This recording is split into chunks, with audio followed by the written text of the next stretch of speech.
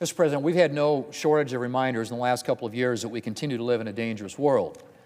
Vladimir Putin's war of aggression in Ukraine, increased Chinese belligerence, and Hamas' October 7th attack, enabled by Iran, are all powerful reminders of the fact that there will always be malign actors in this world who must be confronted. These events are also a powerful reminder of something else, and that is the need for American leadership on the global stage. Nature abhors a vacuum, and if the United States and other free countries don't lead, other countries will fill the void. Countries like Iran, Russia, and China. I don't need to tell anyone that all three of these countries have been flexing their power in recent years and seeking to expand their footprint. Iran, as Hamas's recent attacks so pointedly reminded us, is supporting terrorist organizations throughout the Middle East. Hamas, Hezbollah, Palestinian Islamic Jihad, the Houthis in Yemen, Shia militias that are attacking U.S. troops in Iraq and Syria, and the list goes on. Nor is Iran confining its sphere of activities to Middle Eastern countries. Iran has provided Russia with weapons to use in its war on Ukraine, and it is helping Russia to build its own drone manufacturing facility to dramatically increase Russia's drone supply. Russia, of course, is currently providing the world with a clear illustration of its imperial aspirations in its war of aggression in Ukraine. And Putin has made it clear that his ambitions don't end there. He's also occupying territory in Georgia and seemingly working on asserting Russian influence in Moldova and the Balkans. And as for China, whether it's increasingly aggressive threats against Taiwan, efforts to expand its military and economic hold over the Indo-Pacific, menacing U.S. military aircraft, or sending a spy balloon across the United States in an attempt to gather information or on sensitive military sites, China has made it very clear that it is set on expanding its power, and woe to anyone who gets in its way. And it is backing up its determination with an aggressive military buildup that has seen the Chinese military outpace the U.S. military in modern capabilities like hypersonic missiles. So, Mr. President, it's abundantly clear that bad actors are flexing their power. And as I said, our response to that must be a renewed commitment to American leadership internationally.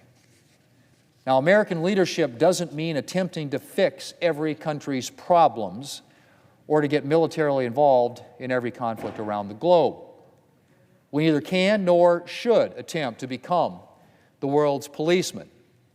But that doesn't mean that we should retreat from the global stage or confine our focus to one or two areas.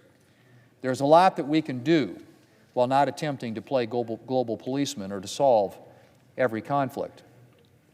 In the first place, we can and should project the kind of strength that makes bad actors unwilling to tangle with us or with our allies. That means first and foremost having a strong military prepared to meet and defeat any threat, backed up by resilient supply chains. But it also means things like a strong economy and developing our energy resources so that we don't have to depend on hostile countries or hostile areas of the world for oil. Military and economic strength is a powerful deterrent, but it's not enough. We also have to engage on the global stage. We need to build and maintain relationships with allies, support free nations, and stand against hostile actions by hostile countries. The stronger the bonds of free nations, and the more united our response to belligerent countries, the less scope these countries will have for their aggression. The world stage is going to be dominated by someone, Mr. President. And when free countries abdicate a leadership role, malign actors are likely to end up controlling the playing field. Mr. President, some might suggest that the United States should only engage globally when events directly and immediately affect us. But unfortunately, that thinking often involves underestimating just how much we are affected by world events, even those that are not a direct and immediate attack on United States interest. Some, for example, would question our continued support for Ukraine. Well, Mr. President, I question what will happen if we don't support Ukraine. Withdrawing American support for Ukraine could very well end up with a victorious and newly emboldened Putin on the doorstep of 4 former Soviet satellite states, now NATO members, whom we are bound by treaty to protect. If Putin wins in Ukraine, it's not hard to imagine him viewing incursions into one or more of these former Soviet states as a good idea. And given our treaty obligations and the imperative to prevent a Soviet Union 2.0, it's not hard to imagine American troops being drawn into the resulting conflict. Supporting Ukrainians' efforts to defend themselves against Putin's war of aggression is a way of preventing a conflict that would require a far greater commitment from the United States. Not to mention warding off a likely catastrophic economic fallout in Europe from a wider war, which would take a heavy toll on American businesses and consumers. Furthermore, there's little question that a Russian victory in Ukraine would embolden not just Putin, but other malign actors, notably China. If Russia is successful at taking over part or all of Ukraine, why shouldn't China think it can successfully take over Taiwan? We should be supporting Ukraine, not just because peoples fighting for freedom against tyranny are worthy of support, but because supporting Ukraine, like supporting Taiwan and Israel and other free countries, is in our national interest. But, Mr. President, we should support Ukraine with an endgame in mind.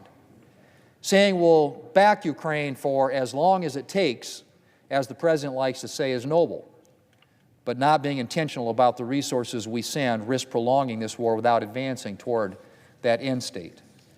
We can't expect Ukraine to tread water indefinitely, and I'm hopeful that the arrival of M1 Abrams tanks, longer-reaching ATACMS missiles, and soon F-16s, while too late to meaningfully contribute to Ukraine's summer counteroffensive, will enable Ukraine to make new battlefield gains. Mr. President, the Senate will soon take up a supplemental spending bill to address defense issues.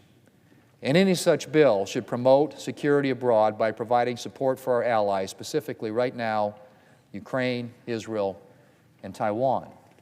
And after 3 successive years of record-breaking illegal immigration at our southern border, we should make sure that any supplemental also focuses on building up our security here at home by tightening security at our borders, in addition to addressing military priorities like ramping up munitions production. Senators Graham, Langford, and Cotton have produced a substantive plan to help secure the border and stem the historic level of illegal migration under this President's watch. And we should take up their proposal to address this essential aspect of our national security. Mr. President, we can't solve every problem or bring peace to every conflict around the world, but the United States can be a powerful force for good if we're willing to lead.